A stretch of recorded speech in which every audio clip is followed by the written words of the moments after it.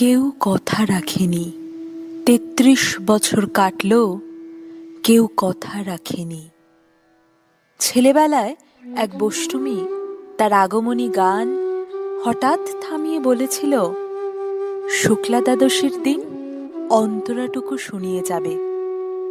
তারপর কত চন্দ্রভোগ অমাবস্যা এসে চলে গেল, সেই বষ্টমী আর এলো না।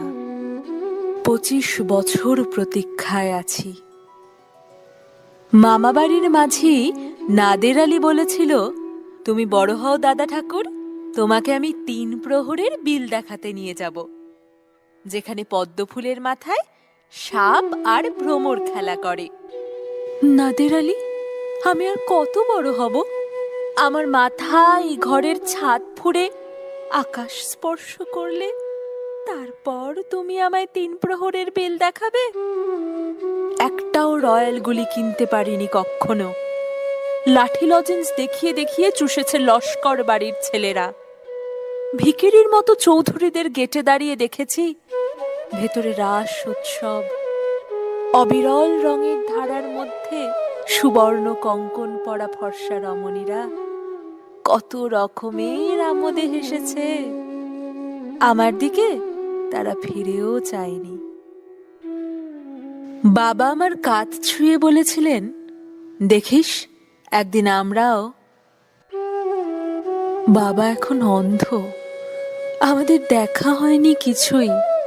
সেই রয়্যাল গুলি, সেই লাঠি লজেন্স, সে রাস উৎসব আমায় কেউ ফিরিয়ে দেবে না।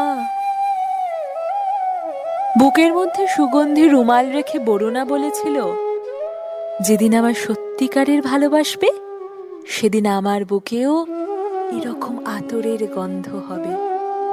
ভালোবাসার জন্য আমি হাতের মুঠোয় প্রাণ নিয়েছি, দুরন্ত ষাঁড়ের চোখে বেঁধেছি লাল কাপড়, বিশ্ব সংসার তন্ন তন্ন করে খুঁজে এনেছি ১০৮টা নীল পদ্ম। তবুও কথা রাখিনি বরুণা। এখন তার বুকে শুধুই মাংসের গন্ধ। এখনো সে যে কোনো নারী। কেউ কথা রাখেনি।